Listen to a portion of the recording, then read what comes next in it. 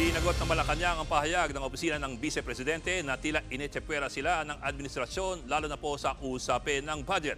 At live mula sa TV5 Media Center, nauna sa balita si News 5 Palace Correspondent Maricel Halili. Mase, anong sagot ng palasyo sa inaing ng OVP? Bok, malinaw ang sinabi ng Malacanang, bukas daw si Pangulong Bongbong Marcos na pakinggan ang mga suhestyon ni Vice President Sara Duterte basta ito ay makabuluhan. Yan ang sagot ni Palace Press Officer Undersecretary Claire Castro matapos ng banggitin ng tagapagsalita ng Vice Presidente na disservice o hindi makabubuti sa ating bansa yung pagiging out of the loop ni Vice President Sara Duterte at kung hindi raw pagbibigyan yung budget na hinihiling nila.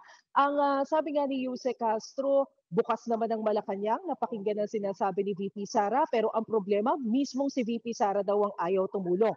Matatandaan pa nga raw na minsang binanggit ni VP Sara na meron siyang alam na formula kung paano mapapababa ang presyo ng bigas sa merkado. Pero hindi raw niya ito i-share sa administrasyon dahil ayaw niyang tumulong. Patungkol naman sa budget, sinabi ni Yuse Castro na base doon sa inilatag ng Department of Budget and Management na budget para sa Office of the Vice President para sa susunod na taon, mas mataas daw ito kumpara doon sa kasalukuyang budget ng OVP. Ngayon, depende na daw sa Vice Presidente kung paano ito didepensahan sa Kamara. Narito ang pahayag ni Undersecretary Claire Castro.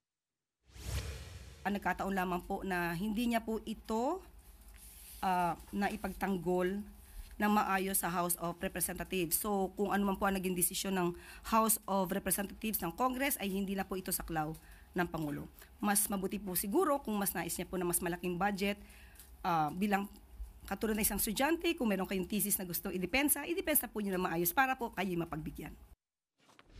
Bok, ibang issue naman, ayon kay Executive Secretary Bersamin, pwedeng maaresto si Senator Bato de la Rosa kung maglabas ng arrest warrant ang ICC. May update ba ang palasyo dyan?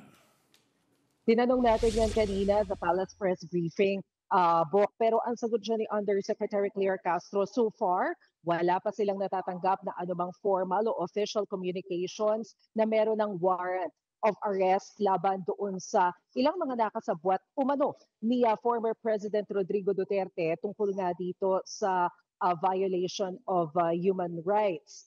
Maliban dyan, wala nang naibigay na iba pang detalye ang Malacanang. Although matatandaan natin na mismo ang senador, si Senador Bato de la Rosa, minsan niya nang nasabi na mukhang diversionary tactics ang ginagawang mga paglalabas ng pahayag na ito ng administrasyon para matabunan yung usapin tungkol sa di umano ay pagkakasangkot ni First Lady Liza Marcos sa pagkamatay ng isang negosyante.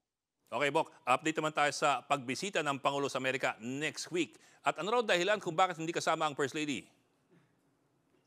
Bukas, magkakaroon ng pre-departure briefing ang Department of Foreign Affairs para ilahad sa mga kapatid natin sa media kung ano-ano nga ba yung magiging agenda ni Pangulong Bongbong Marcos doon sa unang beses na pagharap niya kay US President Donald Trump pagbisita niya sa Washington.